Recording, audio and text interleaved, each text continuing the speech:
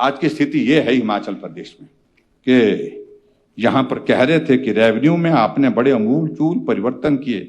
आपने पैसा revenue generate करने के लिए अंधाधुंध जो है उस पे स्टैंप ड्यूटी पर पैसा बढ़ाया। आपकी मंशा रेवेन्यू जनरेट करने की थी। आज हिमाचल प्रदेश में आपके पटवारी कानून क्यों नाराज बैठे पड़े? वो हड़ताल पर है, उस हड़ताल का इंपैक्ट आप देख रहे हैं।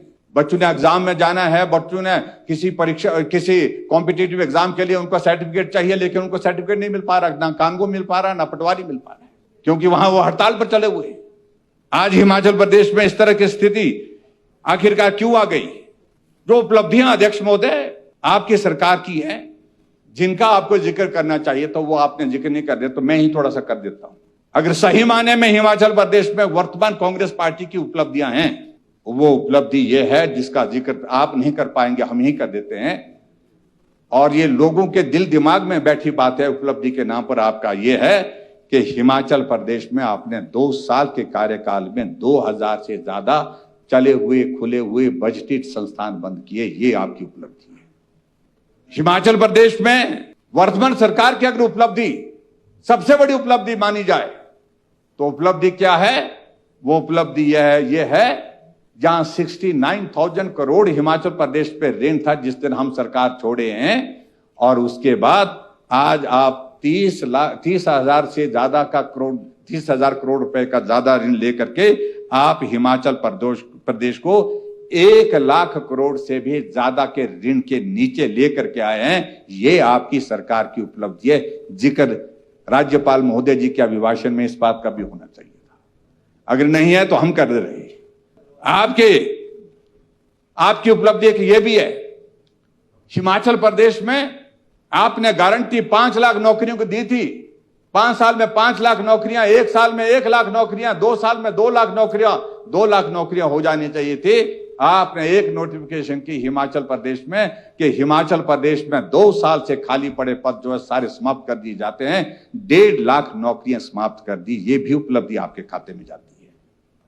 ये उपलब्धियां आपने की हैं। आपके खाते में यह भी उपलब्धि है जो 60 साल से ऊपर बुजुर्गों के लिए पेंशन मिलती है, विधवा पेंशन मिलती है, हैंडीकैप पेंशन मिलती है। 6 महीने से हिमाचल प्रदेश में ओल्ड एज पेंशन जो है बंद पड़ी है, नहीं आ रही है खाते में। कल भी रात को बुजुर्ग लोग फोन करके हमको बता रहे थे कि पेंशन नहीं आए, सुखू भाई जी को बोल देना कि पेंशन खाते में नहीं आ रही है, 6 महीने हो गए।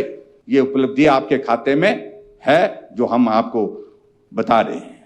और उसके बाद आगे बढ़ करके आपके हिमाचल पर हम आपके कार्यकाल 2 साल के कार्यकाल में जो गरीब लोगों के इलाज के लिए हमने हिमाचल प्रदेश में हिम केयर शुरू की थी, सहारा योजना हमने शुरू की थी, वो सारी की सारी योजनाएं बंद कर दी आपने। स्वास्थ्य के क्षेत्र में हिमाचल आज न्यूनतम स्थान पर चला गया, न्यूनतम स्थान पर चला गया है। और लगभग आयुष्मान भारत की और हिमकेयर की लगभग 450 करोड़ रुपए की पेमेंट आपको अभी देनी बाकी है। हिमाचल प्रदेश की आईजीएमसी जैसे संस्थान में, जहां पर एक बेटी का पिता कैंसर से पीड़ित था और वो बेटी गुहार लगाती रही, डॉक्टर ने कहा इंजेक्शन लगेगा, इंजेक्शन के लिए पैसे लगेंगे, सरकार के पास पैसा नहीं है, सरकार के पास ये इंजेक्शन नहीं है, ये प्राइवेट आपको खरीदना पड़ेगा। जब तक के लिए वो बेटी अपने रिश्तेदारों के सगे संबंधियों से उस पैसे का इंतजाम करती, तब तक के लिए पिताजी दुनिया से चले गए। ये बहुत दूर की बात नहीं, ये आईजीएमसी शिमला की बात है। इस तरह का अमानवीय दृष्टिकोण वर्तमान सरकार का कहां कहां माफ करेगा? भगवान भी माफ नहीं करेगा, भगवान भी माफ नहीं करेगा। ये आपको बताऊं मैं, ये वर्तमान सरकार की स्थिति है हिमाचल प्रदेश। आज हिमाचल प्रदेश में 10,000 से ज्यादा आउटसोर्स में लगे वो कर्मचारी आपने निकाल दिए, नौकरी से निकाल दिए। और जो बाकी आउटसोर्स पर लगे हुए हैं उनको 6-6 महीने से सैलरी नहीं, साल भर से सैलरी नहीं। आज पेंशन वाले धरना दे रहे। आप कह रहे थे हम तो कर्मचारी हितैषी हैं। जयराम जो कर्मचारी विरोधी है।